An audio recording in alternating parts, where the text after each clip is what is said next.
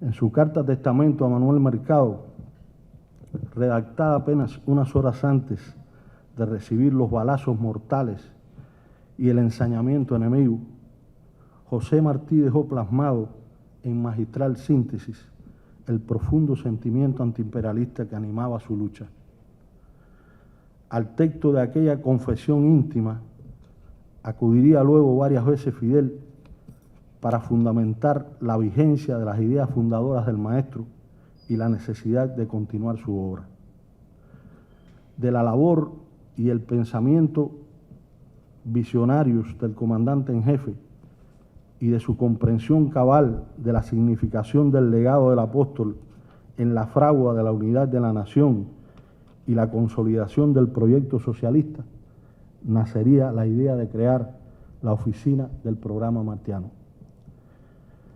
Nadie se extrañó entonces de que fuera Armando Hart, un histórico de la lucha insurreccional y eminente intelectual, el cuadro escogido por Fidel para, tras su ejemplar desempeño al frente de los ministerios de Educación y Cultura, cumplir con aquel cometido que se prefiguraba estratégico para la revolución. Una valoración de lo que en un sentido amplio ha sido la cultura cubana en los últimos 25 años, no podría prescindir del sustancial aporte realizado por la oficina del programa martiano mediante su labor coordinadora del trabajo del conjunto de las instituciones martianas y su fructífera relación de asesoría y colaboración con múltiples organismos. Nacida en los que todavía eran los duros años del periodo especial, cuando frente al golpe desmoralizador de la caída de la URSS y el antiguo campo socialista debimos fortalecer nuestra resistencia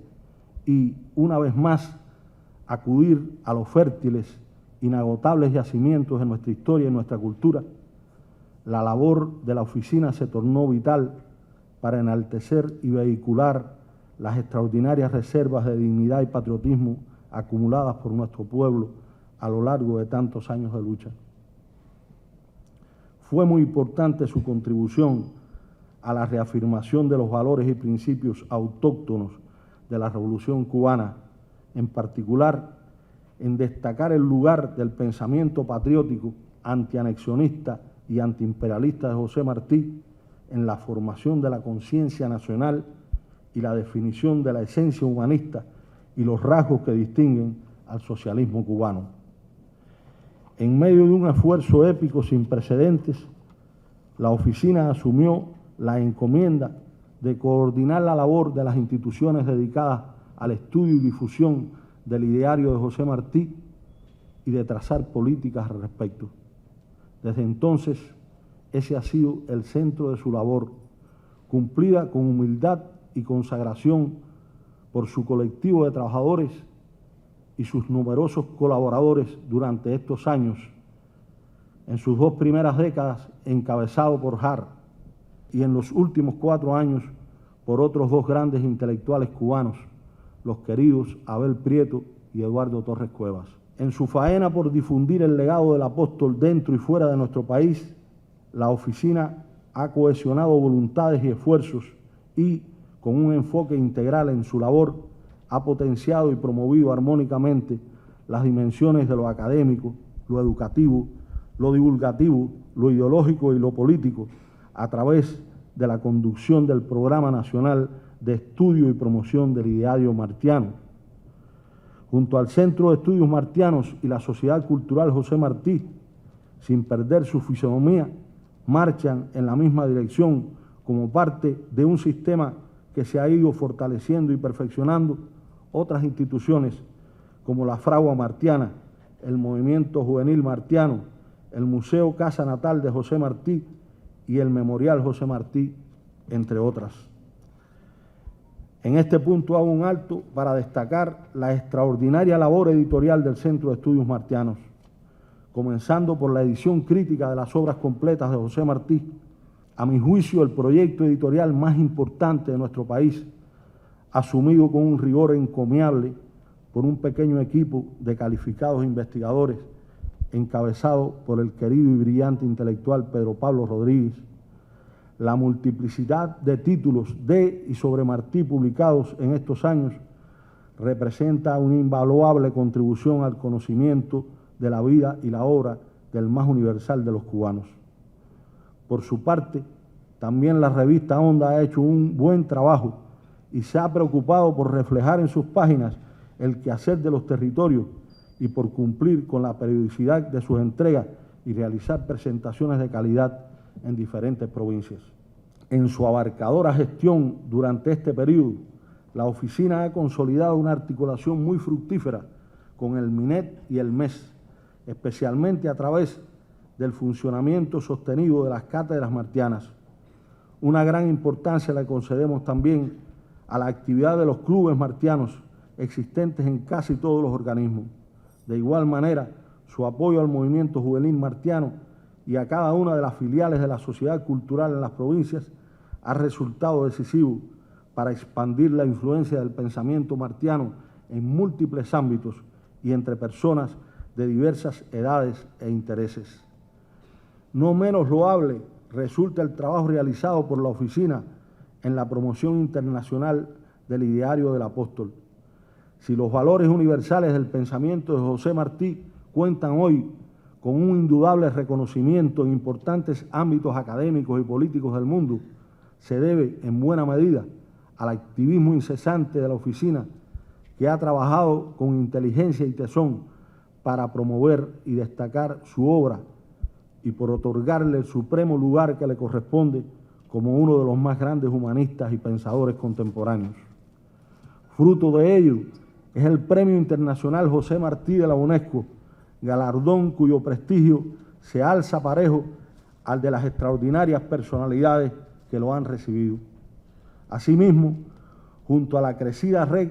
de cátedras y clubes martianos diseminados por el mundo y a los múltiples cursos y talleres organizados para dar a conocer su obra, se destaca la Conferencia Internacional por el Equilibrio del Mundo, evento que a cada edición ve crecer su convocatoria y su prestigio y que se ha convertido en el más grande foro internacional de pensamiento progresista que realizamos en el país. Cuando arribamos al primer cuarto de siglo de la fundación de aquel programa, constatamos que el panorama internacional con que debe interactuar el pensamiento martiano es mucho más complejo y hostil. La vertiginosidad de los cambios dificulta a veces la objetividad de nuestros juicios. Ni el mundo ni la sociedad cubana son los mismos de hace apenas unos años. Basta reparar en cuestiones tan decisivas como los factores de índole económica, de crisis generalizada en el mundo, en nuestro caso agravada por el recrudecimiento extremo del bloqueo y los efectos devastadores de la pandemia a nivel global, en el cambiante entorno geopolítico regional, con sus giros y zigzagueos impredecibles, o en factores que tienen que ver con las nuevas estructuras sociodemográficas y socioclasistas derivadas del desarrollo educacional, científico y cultural propiciado por la Revolución, notablemente impactadas en los últimos años por la introducción del trabajo por cuenta propia a mayor escala, para comprender que vivimos un momento diferente que sitúa retos extraordinarios a nuestro trabajo. Habría que comenzar por decir que asistimos a una profunda crisis cultural a nivel global. La llamada industria del ocio, a caballo del desarrollo de las tecnologías de la informática y las comunicaciones, ha obrado de manera devastadora,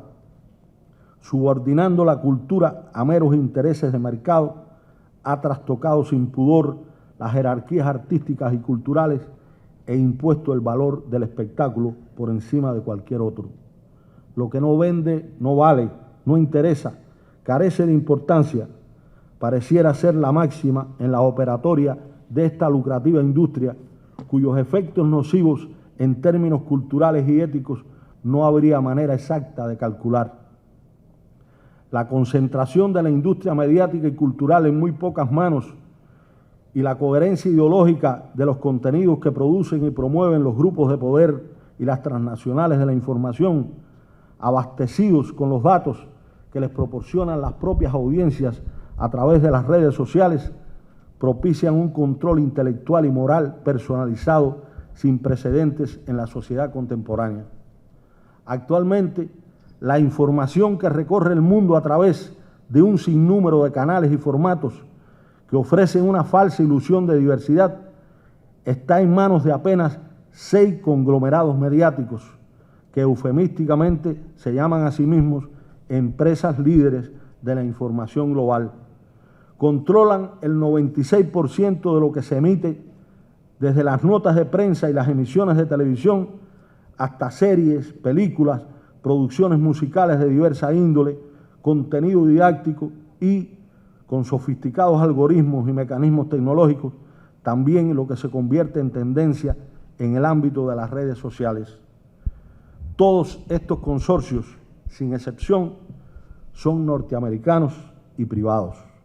Aunque en muchos aspectos nuestra sociedad es radicalmente otra, no vivimos desconectados del resto del mundo y, por tanto, estas realidades también nos desafían. Como expresara el general de ejército Raúl Castro Ruz, y cito, en nuestro caso, como sucede en varias regiones del mundo, se perciben intentos de introducir sutilmente plataformas de pensamiento neoliberal y de restauración del capitalismo neocolonial enfiladas contra las esencias mismas de la revolución socialista, a partir de una manipulación premeditada de la historia y de la situación actual de crisis general del sistema capitalista, en menoscabo de los valores, la identidad y la cultura nacionales, favoreciendo el individualismo, el egoísmo y el interés mercantilista por encima de la moral. Y continúa Raúl, en resumen, se afanan engañosamente en vender a los más jóvenes las supuestas ventajas de prescindir de ideologías y conciencia social, como si esos preceptos no representaran cabalmente los intereses de la clase dominante en el mundo capitalista. Con ello pretenden, además, inducir la ruptura entre la dirección histórica de la revolución y las nuevas generaciones y promover incertidumbre y pesimismo de cara al futuro. Todo ello con el marcado fin de desmantelar desde adentro el socialismo cubano. Fin de la cita. Frente a esos retos no cabe la desunión. Sin renunciar a sus pretensiones expansionistas y sus métodos de guerra convencional, para la que se reserva millones de efectivos y más de 800 bases militares en 60 países, hoy el imperio acude a otro tipo de guerra, una guerra no convencional, esencialmente cultural, de símbolos, con la que ha puesto en marcha un nuevo tipo de colonización a nivel global. Mediante esta sutil agresión, pretende imponer su modelo a través del consumo de productos culturales. Al respecto, Paulo Freire ha observado, uno de los mayores desafíos del momento es de qué manera hacer frente a la ideología paralizante y fatalista que el discurso neoliberal ha impuesto. El gran poder del discurso neoliberal reside más en su dimensión ideológico-política que en su dimensión económica. Fin de la cita. Desarrollar alternativas propias para enfrentar con eficacia en nuestro ámbito estas nuevas formas de dominación se convierte, de hecho, en el reto más importante del trabajo que deben realizar hoy nuestras instituciones y organizaciones vinculadas con el trabajo educacional y cultural. La difusión a escala masiva del pensamiento patriótico, antiimperialista y latinoamericanista de José Martí y la formación de valores humanistas y revolucionarios en la sociedad cubana, particularmente en niños, adolescentes y jóvenes, a partir de la enseñanza de nuestra historia, es una contribución concreta a esta batalla que deberá continuar realizando la Oficina del Programa Martiano mediante la labor coordinada de su sistema de instituciones y otros organismos. Si algo ha distinguido al socialismo cubano, martiano, fidelista, es el papel que dentro de él ha tenido y tiene el factor subjetivo. Para nosotros, lo he dicho en otros momentos, el socialismo o es una nueva cultura o sencillamente no es. Esa nueva cultura, esa nueva conciencia, tenemos que construirla entre todos, la estamos construyendo. En ese orden, nuestro trabajo hay que entenderlo como una batalla contra el capitalismo en toda la línea, como una batalla para construir esa nueva cultura, la socialista, de la solidaridad y el humanismo, una cultura realmente liberadora que supere la cultura burguesa hegemónica, la del individualismo consumista y del sálvese quien pueda deshumanizado del capitalismo neoliberal. No debemos permitir que se pierda la perspectiva antihegemónica en la proyección de nuestras organizaciones e instituciones que deben trabajar para desarrollar y fortalecer una verdadera conciencia descolonizadora y antiimperialista en la sociedad. Ser antiimperialista hoy supone no solo luchar contra la injusta dominación económica, política y militar del imperio, sino a su vez rebelarse también contra ese otro tipo de dominación moral y cultural del capitalismo que de manera sutil se ejerce a escala planetaria utilizando los más modernos medios tecnológicos y los más sofisticados procedimientos de la información y la comunicación. Nuestra verdadera emancipación está asociada al ideal socialista, al pensamiento anticapitalista y descolonizador. Frente al individualismo y la enajenación consustanciales al capitalismo, nuestro socialismo promueve una cultura de la solidaridad y la participación. El reto es inmenso, de esto habló tempranamente el Che. En la práctica significa formar una nueva sensibilidad, una nueva conciencia en la que, sin anular las aspiraciones individuales, sin anular al individuo, éste llegue a hacer suyo al proyecto colectivo y con ello a asumir una responsabilidad para con los demás. Un individuo para quien la construcción del proyecto colectivo no sea algo ajeno ni signifique una contradicción, sino que éste forme parte intrínseca de su proyecto individual. Esa utopía hermosa a la que no renunciamos es imposible planteársela sin la cultura, que en Cuba equivale a decir sin José Martí. Para contribuir a esa labor, la oficina tiene que volver permanentemente a las ideas que desarrolló Hart relacionadas con lo que él llamó el arte de hacer política, para lo cual es preciso innovar, desarrollar formas creadoras para sus convocatorias, alejadas de cualquier tentación excluyente o sectaria. Su preocupación por el diálogo de generaciones ha de seguir siendo un presupuesto esencial para la provisión del trabajo de la sociedad cultural y del resto de las instituciones que trabajan con el programa. Su profunda convicción de raíz martiana y fidelista de oponer a la vieja doctrina del divide y vencerás, la del unir para vencer de los revolucionarios, sigue siendo la única alternativa posible frente al Goliat abusador que nos desprecia y no desiste en su intención de dividirnos y fabricar la oportunidad que le permita caer con esa fuerza más sobre nuestros pueblos. Con esa perspectiva unitaria hemos trabajado para hacer frente a los renovados intentos desestabilizadores de nuestros enemigos.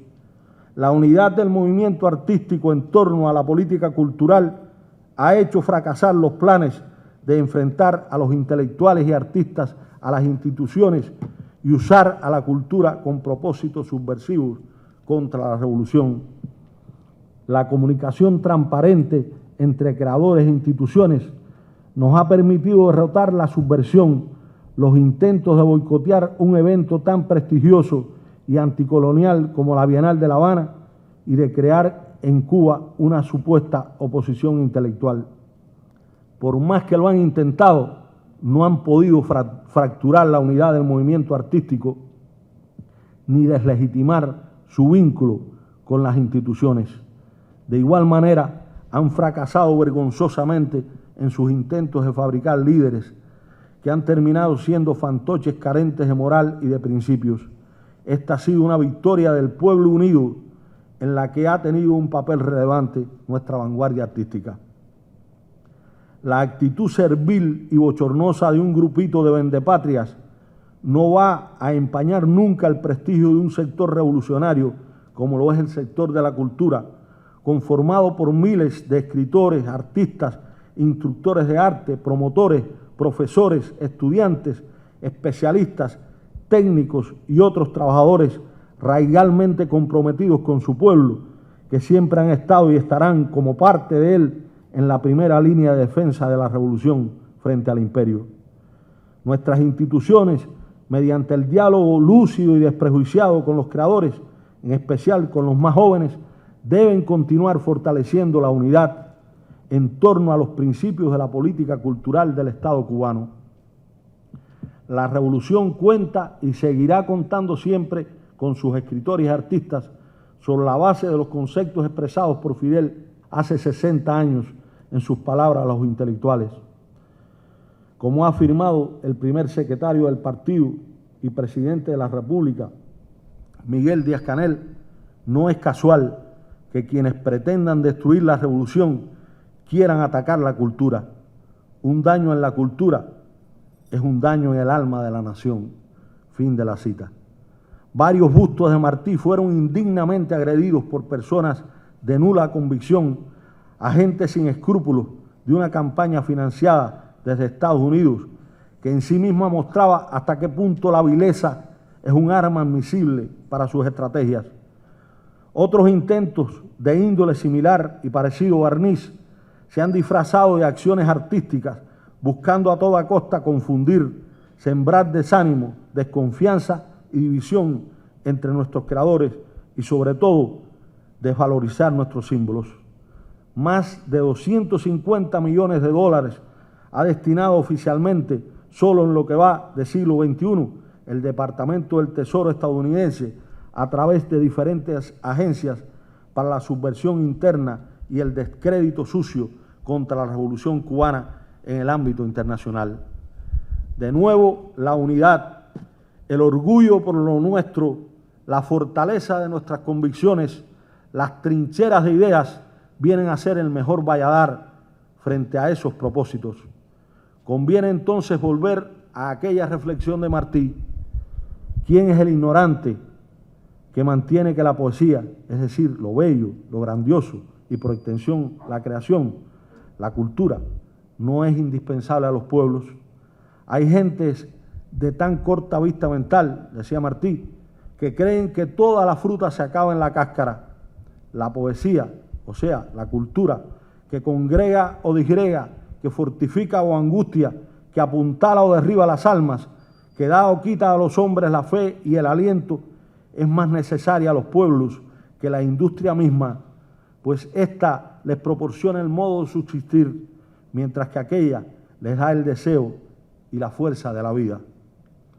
No podemos subestimar la trascendencia de la cultura en las batallas del presente.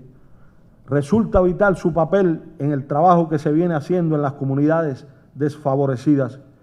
Se trata no solo de una restauración material, sino también espiritual y moral. Nuestro país, en este tremendo esfuerzo que está haciendo para resistir y desarrollarse, no descuidará jamás esa dimensión cultural y espiritual de la Cuba martiana, fidelista y socialista, que debemos defender y perfeccionar más y más entre todos. Haremos cuanto esté a nuestro alcance para convertir la cultura en un componente fundamental de la calidad de vida del pueblo, que es una de las ideas básicas que nos dejó Fidel. Para el comandante en jefe, la cultura resulta esencial en la formación de valores entre niños, adolescentes y jóvenes, y en el combate contra las actitudes y conductas antisociales. Es un factor clave para la emancipación del ser humano y el mejor antídoto ante los efectos tóxicos y embrutecedores de la propaganda comercial capitalista. Debemos cerrar el paso a cualquier manifestación de desaliento o derrotismo y a cualquier intento de dividirnos. Es preciso sumar. Mas así como ni los anexionistas ni reformistas hacían parte en el con todos de Martí, como afirmara el presidente Díaz-Canel, dentro de la revolución sigue existiendo espacio para todo y para todos, menos para quienes pretenden destruir el proyecto colectivo. Que nadie se llame a engaño.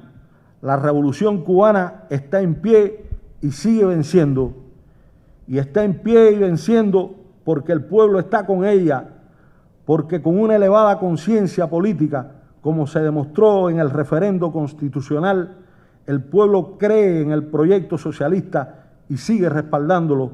y porque desde el principio ha confiado en sus dirigentes que nunca se han separado de él. Pero los revolucionarios debemos tener claro que el enemigo es poderoso y está trabajando, y que, por tanto, esos consensos hay que fertilizarlos y fortalecerlos permanentemente. En una revolución que es, ante todo, un hecho moral,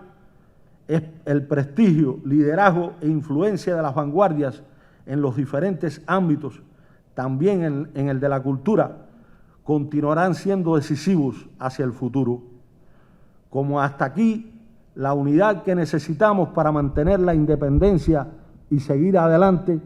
dependerá tanto de la sensibilidad y la capacidad que demostremos para interpretar y satisfacer las necesidades y expectativas fundamentales de nuestro pueblo,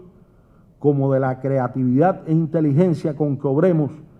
para consolidar una conciencia patriótica, antianexionista, revolucionaria, antiimperialista e internacionalista en las jóvenes generaciones que deberán defender y dar continuidad en el futuro al proyecto nacional frente a la creciente voracidad del imperio.